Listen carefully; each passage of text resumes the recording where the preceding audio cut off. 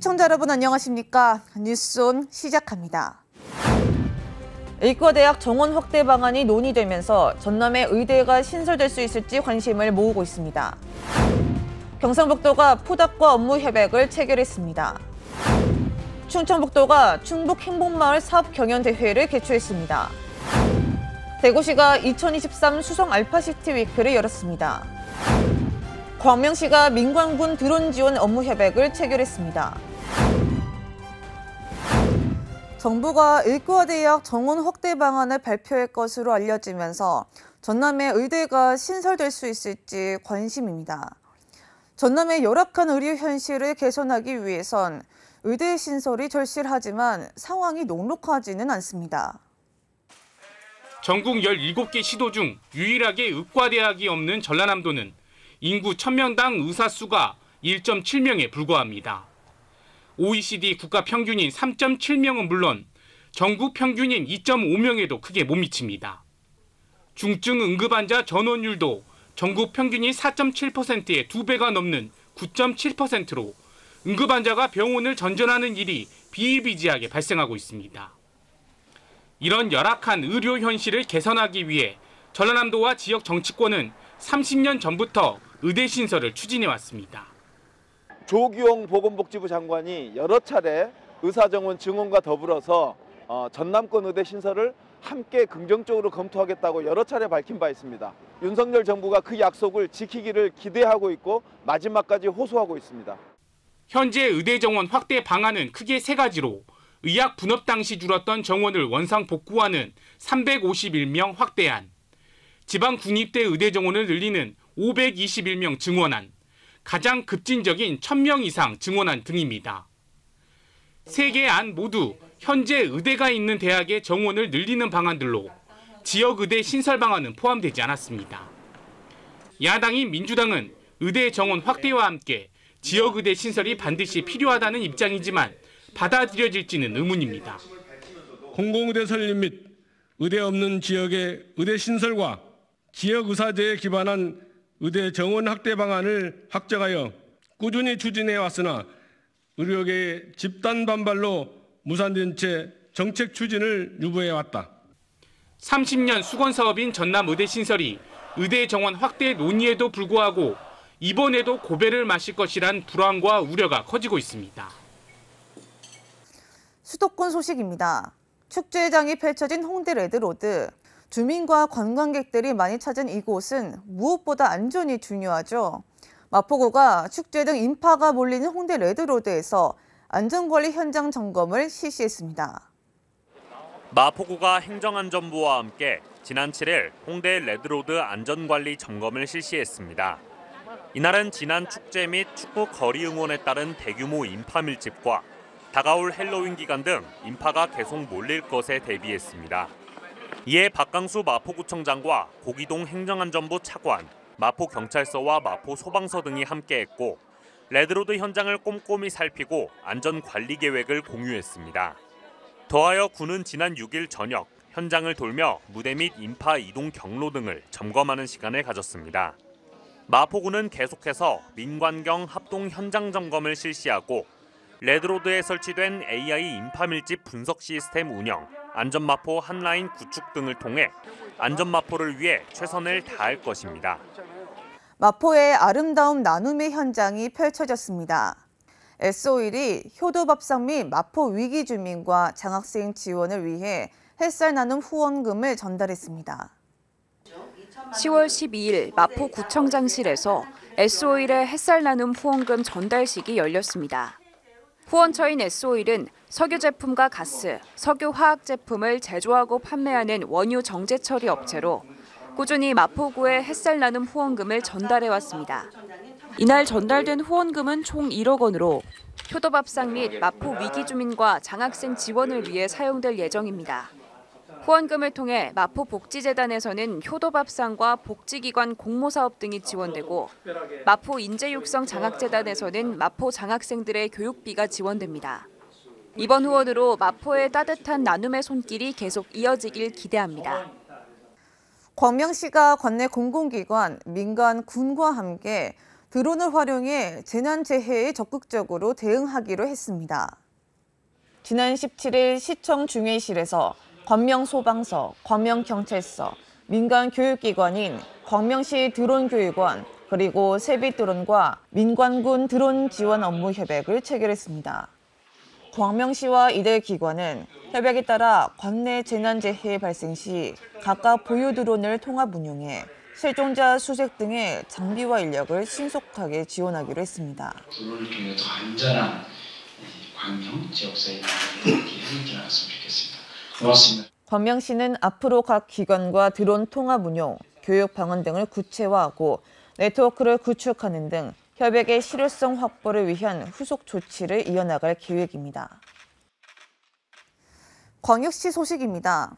대구시가 2023 수성 알파시티 위크를 열었습니다. 대구시와 대구 디지털혁신진흥원 그리고 DIP가 지난 16일부터 20일까지 2023 수성 알파시티 위크를 열었습니다. 지난 16일에는 개막식 이후 개그맨 서경석이 작은 변화가 미래를 바꿀 수 있다는 주제의 강연을 펼쳤습니다. 둘째 날부터 임직원과 대구 시민을 대상으로 노래자랑 대회와 각종 행사들이 연이어 열렸습니다. 특히 DIP 맞은편에 위치한 수변공원에서는 행사 기간 동안 화려한 조명과 장식물이 포토존을 형성해 야간 볼거리와 즐길 거리도 제공됐습니다. 대구시 농업기술센터가 농업인 단체 주관으로 엑스코에서 농업인 한마음 대회를 열었습니다.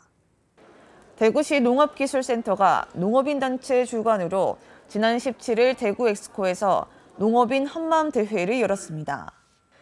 500여 명의 대구, 달성 군위 농업인이 한자리에 모인 이번 대회는 지역사회와 대구 농업 발전에 공이 큰 우수 농업인들을 표창 격려하며 감사하는 시간을 가졌습니다. 특히 화합 한마당에서는 대구, 달성, 군위의 5개 단체 조직체 임원들을 소개하며 소통하는 시간을 가졌고 농장업 안전다짐 퍼포먼스를 통해 안전한 농촌 일터 만들기 결의를 다졌습니다. 강원도 소식입니다. 횡성군이 지역 거점 스마트시티 조성사업 컨소시엄 관계자 회의를 열었습니다. 지역 거점 스마트시티 조성 사업은 2021년 12월 국토교통부 공모사업으로 선정됐습니다. 지난 5월 국토교통부와 횡성군 간의 최종 협약에 따라 돈 내면 일원에서 추진되며 총 사업비 192억 7천만 원이 투입됩니다. 돈 내면 삽교리에 신축되는 워케이션 센터를 거점으로 수요 응답형 차량, 자율주행 차량 운행 등 미래형 교통 인프라를 구축해 스마트 건널목과 충전시설 확충으로 주민 정주 여건을 개선해 나갈 계획입니다. 횡성 인재육성장학회가 중학생을 위한 대입 첫걸음으로 2023년 고교 학점제 및 대학 입시 설명회를 개최했습니다. 이날 설명회에는 관내 중학생과 학부모들이 참가했으며 횡성군 중고등학교 현황 분석 및 고교 진학, 대학 입시의 기초에 대한 자세한 설명이 이뤄졌습니다. 횡성 인재육성 장학회는 앞으로도 관내 학생들이 입시 정보를 얻는 데 도움이 될 수 있도록 다양한 맞춤식 설명회를 추진해 지역 인재 육성에 총력을 기울인다는 계획입니다. 횡성군이 농림축산식품부에서 추진하는 2024년 농촌협약 공모 선정을 위해 제1회 농촌협약 행정협의회를 개최했습니다. 농촌협약 행정협의회는 김석동 부군수를 위원장으로 18개 관련 부서 담당 등 37명으로 구성됐으며 농촌협약의 세부 실행 계획인 농촌생활권 활성화 계획에 포함된 사업들을 발굴하고 사업계획 협의 조정 등 원활한 사업 추진을 위한 역할을 수행합니다.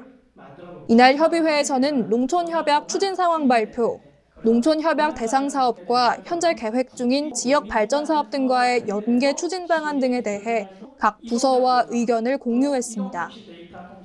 농촌협약은 지자체와 주민 주도로 농촌 생활권에 대한 활성화 계획을 수립하고 농림축산식품부와 협약을 통해 5년간 최대 300억 원의 국비를 지원받는 패키지 방식의 공모사업으로 횡성군은 앞으로 지역의 특색이 담긴 농촌협약 공모를 추진한다는 계획입니다. 충청도 소식입니다. 2023년 충북 행복마을 사업 경연대회가 충북대학교 개신문화관에서 열렸습니다. 충청북도는 올해 1단계 행복마을 사업 추진 성과를 공유했고 평가 결과에 따른 내년도 2단계 사업비의 지원 규모를 확정했습니다. 평가 결과 제천시 수산면 능강리와 괴산군 청안면 백봉 1, 2가 최우수 행복마을로 선정돼 2단계 사업비 각각 5천만 원을, 괴산군 불정면 향촌마을 등 11개 마을은 3천만 원씩을, 옥천군 군북면 201리 등 5개 마을은 1,000만 원씩 지원받게 됐습니다. 한편 행복마을 사업은 충북 균형발전 사업의 일환으로 도내 저발전 시군 낙후마을의 균형발전을 도모하고 주민 화합을 통해 마을에 활력을 불어넣기 위해 2015년부터 추진되고 있으며 지금까지 총 60억 원의 사업비를 투입해 도내 180개 마을이 사업에 참여한 바 있습니다. 이 사업은 주민 스스로 마을에 필요한 사업을 결정하고 주민 모두가 참여하는 충북 대표 마을 공동체 사업으로 자리매김하고 있습니다. 충청북도 4.17 연합회가 충북 사회복지공동모금회를 통해 충청북도에 농산물 꾸러미 500개를 기탁했습니다. 기탁된 농산물 꾸러미는 쌀과 감자, 버섯 등으로 구성돼 있으며 도내 청소년 부모와 한부모 가족 등에 전달될 예정입니다.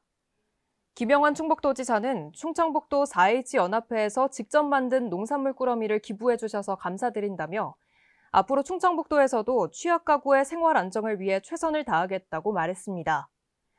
한편 충청북도 4.17 연합회는 영농기술 교육과 농산물 판매 사업, 불우이웃 돕기 등의 활동을 이어가고 있습니다.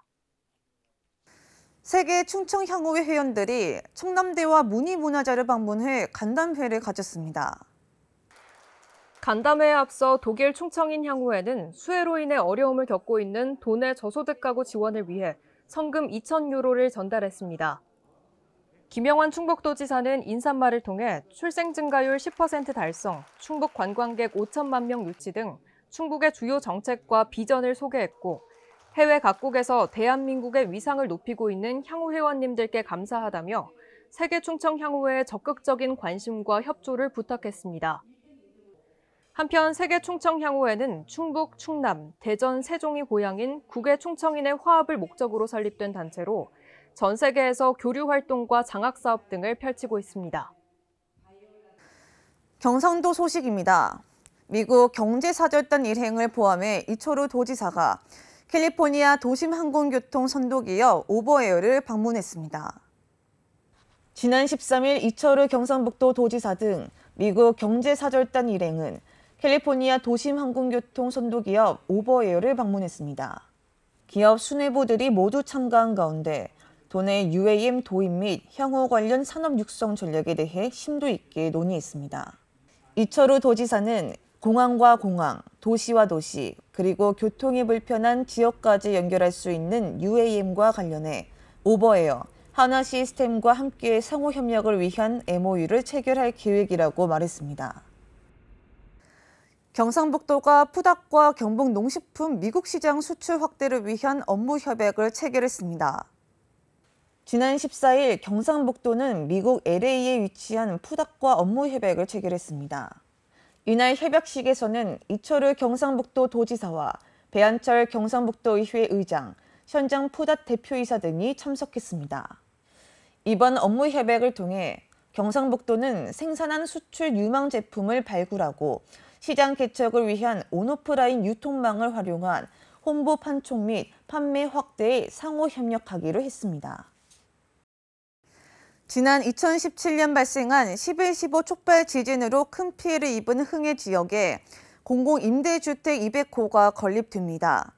포항시는 흥해 주민들의 주거 안정에 힘을 쏟으며 완전한 지진 피해 회복에 방점을 찍는다는 계획입니다. 11일 포항시는 지진으로 큰 피해를 입은 흥해 지역 주민들의 주거 안정을 위한 LH 공공임대주택 건립 사업 착공식을 가졌습니다. LH 공공임대주택은 112로 촉발 지진 피해 주민의 주거 안정을 위해 포항시가 지속 건의해온 사업으로 흥해읍 학성리 일원에 건립됩니다. 약 450억 원의 사업비가 투입되는 공공임대주택은 2025년 하반기 완공을 목표로 하고 있으며 전체 공급 세대 총 200세대의 약 50%가 지진 피해 세대 중 무주택자에게 특별 공급될 예정입니다. 시는 공공임대주택 건립이 피해 주민들의 주거 안정과 함께 흥해 지역 도시 재건 및 지역 경제 활성화에도 기여할 것으로 기대하고 있습니다. 포항시에서 제15회 1월 문화제가 지난 12일부터 15일까지 포항문화예술회관 일원에서 개최됐습니다. 지난 12일부터 15일까지 포항문화예술회관 일원에서 포항 문화의 뿌리인 1월 정신을 다채로운 공연과 체험의 형태로 풀어낸 제15회 1월 문화제가 개최됐습니다. 이번 문화제는 1월의 빛, 포항의 미래를 열다를 주제로 열렸습니다. 먼저 12일 제22대 연호랑 새오녀 부부 선발을 시작으로 13일 동해면 1월 사당에서는 1월 신제 봉행이 이어졌습니다. 1월 신에게 지역민의 안녕과 번영을 기원하는 1월 신제 봉행에는 제22대 연호랑 새오녀 부부가 함께해 그 의미를 더하기도 했습니다. 아울러 같은 날 열린 개막식에서는 시민 취타대와 포항무형문화재 이수자 씨가 함께 주제 공연 1월 다시 떠오르는 찬란한 빛을 선보였습니다. 이후 13일과 14일 양일간 연호랑 새오녀 설화를 기반으로 포항의 역사를 재미있게 풀어낸 1월 역사 토크 콘서트가 열렸고 인터랙티브형 연극, 해와 달, 마주보고 활짝도 진행됐습니다. 이외에도 포항문화예술회관 광장에서는 여러 체험 부스가 운영됐고 해도 도시숲 내 설치 미술전, 문화관광 해설사와 함께하는 1월 문화제 탐방대, 각종 전시, 공연 프로그램 등이 축제를 다채롭게 꾸몄습니다. 광주 전남 소식입니다. 대유위니아그룹의 경영 실패에 따른 대규모 임금 체불과 협력사 대금 미지급 문제가 국정감사에서 도마에 올랐습니다. 국회 앞에선 임금을 받지 못한 노동자와 줄도산 위기에 처한 협력업체들이 집회를 가졌습니다. 국회 환경노동위원회 국정감사에서 정의당 이은주 의원은 임금 체불액이 500억 원에 이르는 대유위니아그룹 박영우 회장의 연봉이 재계에서 6번째로 많다고 지적했습니다.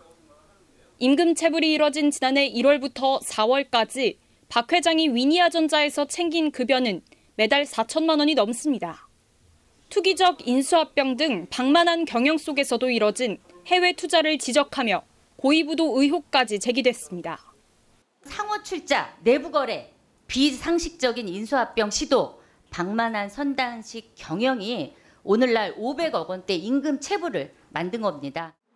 대유위니아그룹에 대한 국감이 진행되는 동안 국회 앞에서는 임금 체불로 고통받고 있는 노동자와 대금을 받지 못해 줄도산 위기에 처한 협력업체들이 잇따라 집회를 가졌습니다.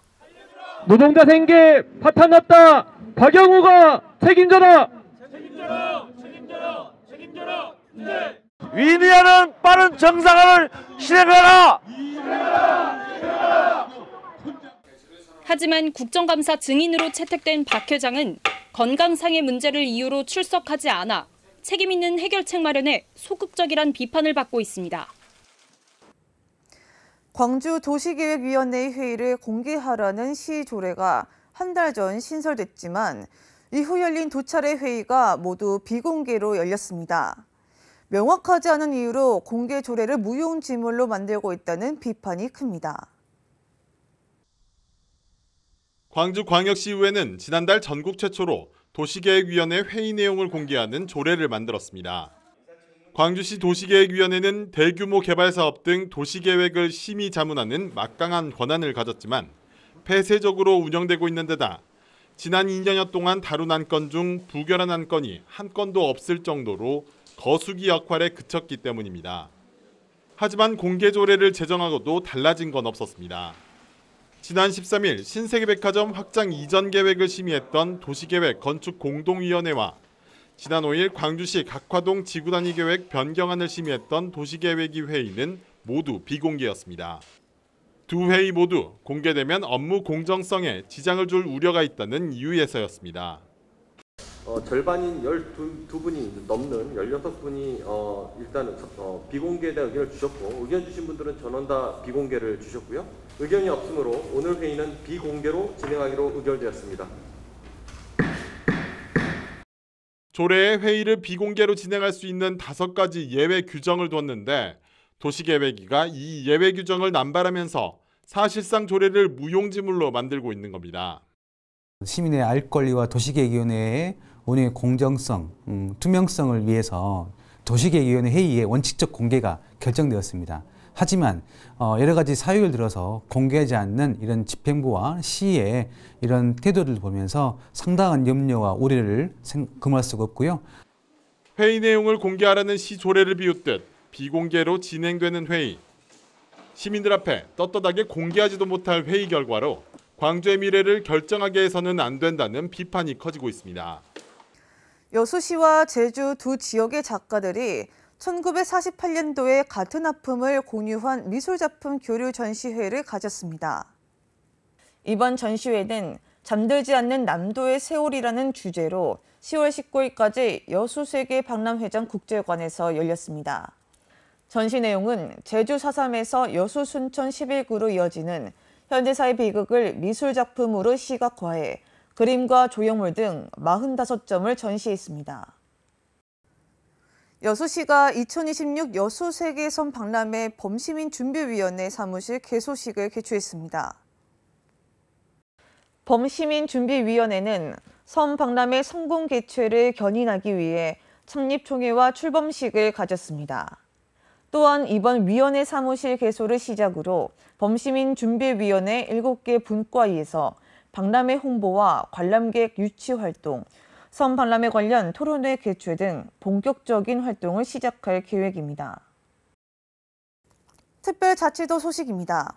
제주도가 국회 산업통상자원 중소벤처기업위원회에게 도가 추진하는 미래 신산업을 위한 국회의 관심과 지원을 요청했습니다. 제주특별자치도는 지난 16일 국회 산업통상자원 중소벤처기업위원회와 현안 간담회를 갖고 제주도가 추진하는 미래 신산업에 대한 국회의 관심과 지원을 요청했습니다. 국정감사가 현재 진행되고 있는 가운데 국회 산중위가 이날 제주를 찾아 주요 미래 신산업과 현안 현장을 살펴보고 탄소 중립의 실현을 향한 노력에 큰 관심을 기울였습니다. 오영훈 지사는 관광형 도심 항공교통 상용화, 에너지 대전환, 글로벌 그린 수소 허브 구축, 민간 우주 산업 및 바이오 산업 육성 전략 등의 추진 상황을 소개하고 지속 가능한 제주 경제를 만들어 나가겠다는 의지를 피력했습니다. 제주도와 제주관광공사가 2040 플라스틱 제로 제주 홍보를 위해 제로웨이스트 라운지를 운영했습니다. 제주특별자치도와 제주관광공사가 여행객을 대상으로 2040 플라스틱 제로 제주 홍보를 위해 김포국제공항에서 친환경 여행 캠페인 제로웨이스트 라운지를 운영했습니다. 지난 6일부터 제주 여행객을 대상으로 이뤄진 캠페인은 2040 플라스틱 제로 제주 정책을 알리고 지속 가능한 친환경 여행자로의 동참을 유도하기 위해 마련됐습니다. 친환경 캠페인의 취지에 맞게 모든 홍보 부스는 종이로 제작했으며 캠페인 종료 후에는 업사이클을 통해 책 받침대 등으로 만들어 재사용할 예정입니다. 오영훈 제주도지사는 지난 15일 오후 김포공항 제로웨이스트 라운지를 찾아 2040 플라스틱 제로 제주 및 친환경 여행 홍보에 동참했습니다. 충남 보령시가 오는 28일부터 29일까지 청라 은행마을 축제를 엽니다. 축제의 기간 동안 은행알 찾아 먹기, 은행 열차 체험, 양송이 은행 피자 만들기, 각종 공연 등이 진행되는데요. 특히 신경섭 전통 가옥에서는 조선 후기 고풍스러운 가옥과 어우러진 가을 풍경을 감상할 수 있습니다. 이상 뉴스 마칩니다. 시청해주신 여러분 고맙습니다.